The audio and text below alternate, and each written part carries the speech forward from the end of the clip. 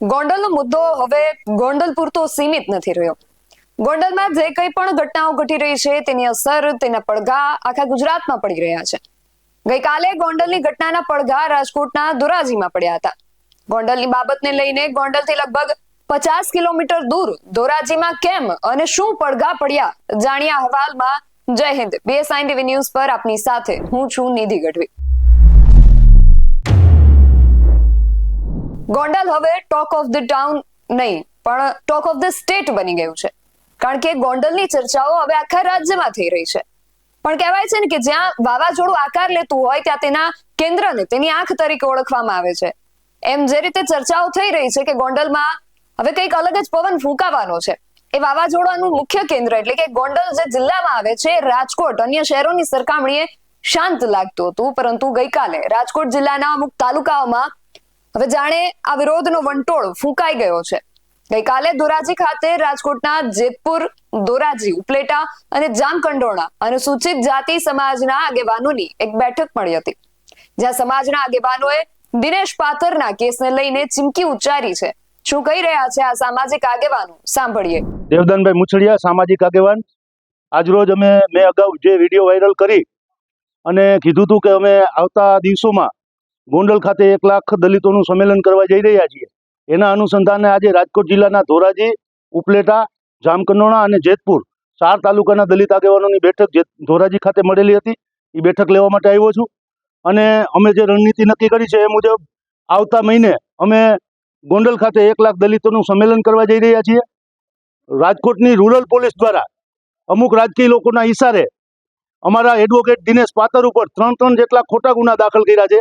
ખોટા નિવેદનો લઈને એમાં નામ ખોલાવી અને દિનેશને આરોપી બનાવીને 3 ગુનામાં અટક કરી દિનેશ ઉપર ખરેખર તો ગુસ્સોકીટ કરવાનો આ લોકોનો કારસો હતો.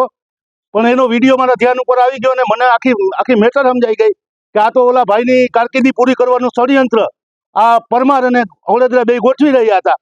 એટલે હવે આ પરમાર ને ઓળેદરા અમે ગુનો દાખલ કરવાની માંગણી સાથે અને પરમાર અને ઓળેદરાને બેને દેશના કાયદાનું ભાન કરાવવા માટે અમે આ સંમેલન કરવા જઈ રહ્યા છીએ. અને આવતા ગુરુવારે અમે રેન્જ આઈજી સાહેબ અને SP સાહેબ બેને આવેદન આપવાના છીએ અને અમે અમારા સંમેલનની તારીખ જાહેર કરવાના છીએ. હું હજી એક વખત ગુજરાત સરકારને, ગુજરાત પોલીસને વિનંતી કરું છું કે આ 2 PIઓ સામે FIR કરી અને દિનેશના જે 3 ખોટી FIRઓમાં નામ એણે નિવેદનો મારફતે ખોલાવેલા છે એ ડિસ્ચાર્જ કરે, અન્યથા પરિણામ ભોગવવા માટે તૈયાર રહી. યોગેશભાઈ ભાષા, જે ગોંડલની અંદર એડવોકેટ દિનેશભાઈ પાતર એની ઉપર જે ખોટા ગુના દાખલ કરી અને પોલીસે પોતાના કાયદાનો દુરુપયોગ કરીને અત્યાચાર, જે અનુસૂચિત જાતિના એડવોકેટ ઉપર અત્યાચાર કરેલો છે, એ અત્યાચારની વિરુદ્ધમાં સમગ્ર ગુજરાતના દલિતોમાં રોષ છે.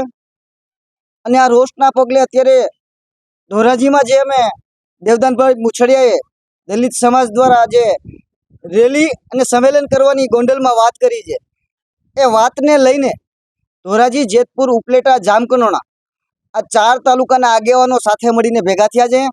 અને આગળની જે આ 4 તાલુકામાંથી કઈ રીતે લોકોને લઈ આવવા, કઈ રીતે આ રોષ છે અમારે પ્રગટ કરવો, એના માટેની જે રણનીતિ તૈયાર કરવાની હતી એ માટેની આજે અમારે આગેવાનોની બેઠક હતી. અને એ બેઠક પૂરી કરી અને હવે જે બીજા તાલુકાઓની બેઠક છે, બેઠકોનો દોર ચાલુ રાખી અને લગભગ આવતા અઠવાડિયામાં જ્યાં રેલી અને સંમેલન જેની તારીખ નક્કી કરવાના છે.